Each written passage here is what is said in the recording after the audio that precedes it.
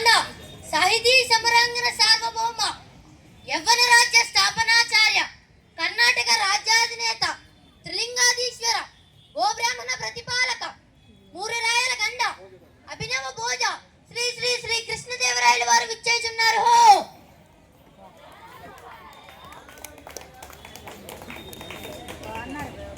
సభికులారా ఆశీనులవ్వండి.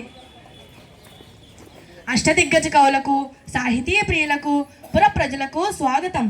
మా పాలనలో జీవితాన్ని ఆనందంగా గడుపుతున్న జానపదులు సైతం కొన్ని రసవంతమైన సమస్యలను పంపించారు. మీరు వీటిని రసవత్తరంగా పూరించి నేటి భువన విజయం సభను రంజింప చేయండి. ఇక ఆంధ్ర భాషాంతలను స్థుతిస్తూ సమస్యలను దత్తుపదులను పూరించి ఆశ కవిత వినోదం సాగిద్దాం. చిత్తం రాజేంద్ర కవిచంద్ర, మీతో నేటి భువన విజయ సభను ప్రారంభించాలని నా అభిలాష. మీ ఆలోచన నిజమే పెద్దనమాత్య. కానీ ప్రభుల ఏలవడిలో ఎన్నో భాషలు ఉండగా తెలుగు భాషపై అంత మక్కువ చూపడానికి గల కారణమేమిటో? అదేమిటి సూర్ణ కవి, మందారమ గ్రంథాలు జాలువారే తెలుగును ఇష్టపడిన వారుందరే తెలుగదేలనందువా. తెలుగదేలయన్న తెలుగదేలయన్న దేశంబు తెలుగు ఏను తెలుగు వల్ల బుండ తెలుగు కండ ఎల్ల నృపులు గలువ నెరుగవే బాసాడి దేశ భాషలందు తెలుగు లెస్స. మరి ఇంతటి మన తెలుగు భాష మీద ఎవరికైనా ఎందుకు మమకారం ఉండదు? పెద్దనార్య కవులారా, మేము తర్వాత పద్యమును పూరిస్తాము. ముందు మీరంతా పద్య పూర్ణకు పూనుకోండి. చిత్తం ప్రభు, మీ అభిప్రాయమే నా శిరోధార్యం. పెద్దనామాత్య, నీ పద్యపూర్ణకు సమస్య ఇదిగో. అగ్రజానుజులైరనుజాగ్రజులుగా అగ్రజానుజులైరనుజాగ్రజులుగా. ఆహాహా, ఏమి సమస్య! అన్న తమ్ముడులు తమ్ముడన్నలయ్యారు ప్రభు. నా పూరణి ఇదిగో. పుష్యమిన్ భరతాక్యుడు పుట్టినాడు, మొనసి లక్ష్మణుడా శ్లేష పుట్టినాడు. భరత లక్ష్మణ క్రమమిది అరిసి చూడ, అగ్రజానుజులై రణజాగ్రజులగా అగ్రజానుజులై రణజాగ్రజులుగా. కానీ లోక వ్యవహారం రామలక్ష్మణ భరత సంజ్ఞకులు ఉంటుంది. కరినెత్తుకుపోయి ఎలుక కలుగునదినియన్ కరినెత్తుకుపోయి ఎలుక కలుగునదినియన్.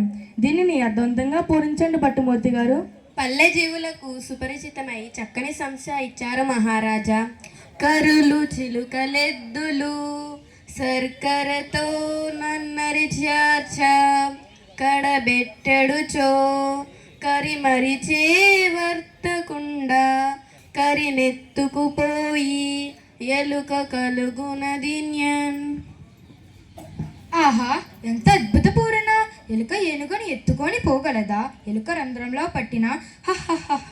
ఏనుగులు, చిలుకలు, ఎద్దులు మొదలైనవన్నీ చక్కెరతో చేసే బొమ్మలు. వ్యాపారి వీటిల్లో పగలంతా అమ్ముతాడు.